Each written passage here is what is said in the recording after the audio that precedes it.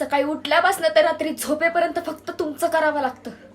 आपल्या नवऱ्याला काय आवडतं, काय नाही आवडत आहे, हा आपल्या नवऱ्याची स्वप्ने काय, आपल्या नवऱ्याला काय व्हायचंय, त्याच्या पाठीशी कसं खंबीरपणे उभं राहावं ह्याचा विचार एक बायको करत असते.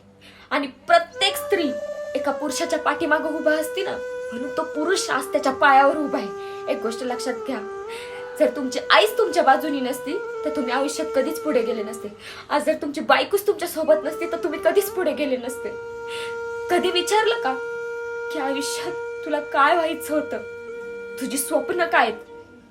हे नाही विचारू शकले तुम्ही. एक बायको म्हणून नाही, पण एक मैत्रीण म्हणून तरी विचारला नाही.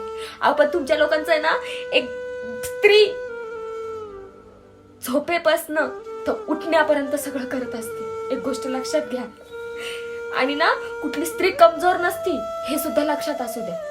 तिच्या सुद्धा 10 हत्तीचं बळ असतं. ती स्वतःचे स्वप्न मारती ना फक्त हे जबाबदारी निभावण्यासाठी. आणि आयुष्यात जर तिचा नवरा तिच्या सोबत जर असेल ना, तर ती अख्खं जग सुद्धा जिंकू शकते. लक्षात ठेवा.